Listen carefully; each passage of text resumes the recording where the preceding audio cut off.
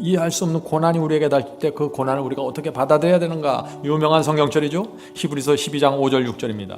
내 아들아 주의 징계하심을 경히 여기지 말며 그에게 꾸지람을 받을 때 낙심하지 말라. 자, 고난이 오고 징계 같은 것이 오잖아요. 나에게 하나님께서 날 징계하시는구나. 그걸 경하게 가볍게 받지 말아요. 그러나 낙심도 하실 필요 없다는 것입니다. 우리가 자녀들에게 꾸지람을 주고 징계를 주는데 그걸 가볍게 받으면 어떻게 되겠어요? 전혀 안 통하는 거예요. 그렇다고 해서 이 아이가 막 좌절해가고 막 실망해가고 막 그러면 그것도 어머니의 뜻이 아니죠. 똑같습니다. 주께서 그 사랑하시는 자를 징계하시고 그의 받으시는 아들마다 채찍질 하심이니라 하였습니다. 하나님께서 우리를 사랑하시기 때문에 징계하시고 채찍질 하신다는 것입니다. 우리가 고난 속에서 이 말씀을 읽을 때 이게 얼마나 큰 소망과 복음이 될까요? 우리가 남의 집 자식에는 손 안 대잖아요. 남의 집 자식 뭐 잘못했다고 와서 뭐 혼내주고 때려요? 안 그러잖아요, 우리가. 근데 우리 자식은 하잖아요. 왜? 사랑하기 때문에. 내가 책임을 져줘야 되기 때문에. 하나님도 마찬가지라는 것이죠. 자, 계속 읽겠습니다. 7절, 히브리서 12장 7절. 너희가 참음은 징계를 받기 위함이니라. 하나님의 아들과 같이 너희를 대우하시나니 어찌 아비가 징계하지 않는 아들이 있으리요. 하나님께서 우리를 아들로 취급하는 거예요. 아들 대우해 주시는 거예요. 어떻게 할 수 있어요? 하나님께서 나를 징계하고 책망하고 벌 주는 거 보니까 하나님께서 나를 사랑하는 아들로 보시는구나. 이렇게 보라는 거예요. 자녀를 매질하고 자녀에게 징계를 주는데 행복하고 즐거운 부모가 어디 있겠어요? 하나님께서 우리에게 고난을 허락하실 때 하나님은 더 큰 고난 속에서 있다는 사실을 우리가 잊지 말아야 된다는 것이죠. 어떤 때는 우리 자녀를 키우면서요, 계속해서 교훈을 주고 너 글로 가면 안 된다, 그 길로 가면 안 된다는데 그 자녀가 그 길로 가잖아요. 그래서 내가 부모가 예상한 그 고난 속으로 들어가 버리잖아요. 그러면 이 부모의 마음이 얼마나 아파요. 하나님도 그렇다는 거예요. 하나님은 다 보시는데, 지금 다 보고 계시는데, 성경에 다 기록해 놨는데 이렇게 하지 말라고, 그걸 그냥 욕심이 나서 그거 따먹느라고 계속 그 길 가다가 그냥 무너져서 고통당하고, 하나님 어떻게 나에게 이럴 수 있습니까? 그래도 하나님께서 불쌍히 여기시고 사랑으로 또 거기서 꺼집어내 주시는 거죠. 우리의 평생 동안 그렇게 하시는 거예요. 참, 하나님 마음이 어떨까요? 히브리서 12장 8절입니다. 징계는 다 받는 것이거늘 너희에게 없으면 사생자여 참 아들이 아니니라. 이 말씀이 정말 맞아요. 우리가 고아원에서 양아들 양딸을 데려오잖아요. 잘 징계 안 줍니다. 부모 오해할까 봐. 내 아들만 고생시켜요.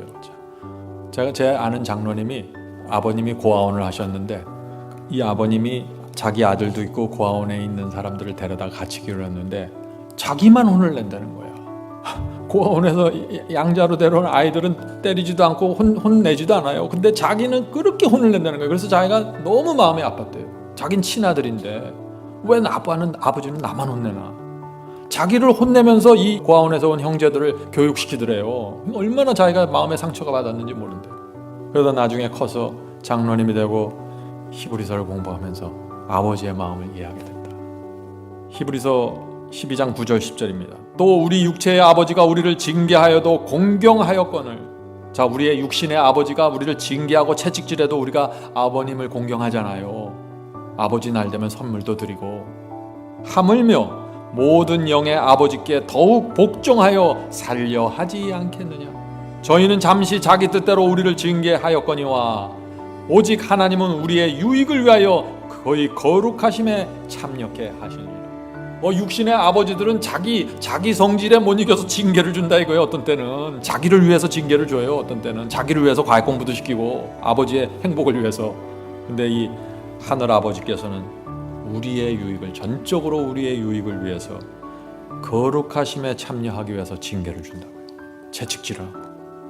그래서 이 말씀에 징계와 채찍질의 최종적인 목적이 나오는 거예요. 최종적인 목적이 무엇입니까?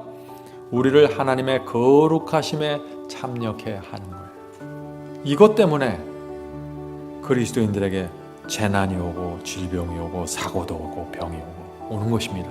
그래서 그런 고난이 올 때 하나님께서 나를 거룩하게 하시는 타이밍이 됐구나, 이렇게 하고 받아들이시라는 거예요. 하나님께서 나를 정말 많이 사랑하시는구나. 이런 고난까지 허락하시니 아버지 마음이 얼마나 아플까. 제가 주님의 뜻을, 하늘 아버지의 뜻을 분별하고 이 고난의 폭풍우를 통과하겠습니다. 이렇게 기도하면은 하나님의 마음이 얼마나 좋을까요? 야, 너는 어떻게 내 마음을 그렇게 꿰뚫어 보니? 그런데 이렇게 기도 안 하고 어떻게 다르게 기도하잖아. 하나님, 지금 이거 주셔야지. 이번 달에 얼마 들어오는데 막아주셔야지. 그냥 이것만 기도하는 거예요. 그거 안 막히면 하나님, 내가 그렇게 금식 기도했는데 또 안 막아주셨군요. 이렇게 되면은 전혀 소통이 안 되는 거예요. 이게 완전히 오리무중이 되는 거예요. 신앙이 하나님께 맡기시는 거예요. 이게 하나님께 전적으로 맡기는 거예요. 고난을 허락하신 데 이유가 있겠죠. 짐내요한이 죽는데 내버려 두신 거 이유가 있죠. 그리스도께서 십자가에 달리시는데 내버려 둔 거 이유가 있겠죠. 주님, 주께서 저를 내버려 두시는데 이유가 있겠죠. 히브리서 12장 11절입니다. 무릇 징계가 당시에는 즐거워 보이지 않고 슬퍼 보이나 후에 그로 말미암아 연단한 자에게는 의의 평강한 열매를 맺나니. 징계 다니고 채찍질 맞는데 뭐가 재밌겠어요? 하나도 안 재밌지. 힘들죠. 아프죠. 그러나 그것을 통해서 연단한 자들이 나온다는 것입니다. 의의 평강한 열매. 의의 평강이에요. 그냥 의가 아니라 평강한 열매. 고난 속에서 마음이 평안해지는 것입니다.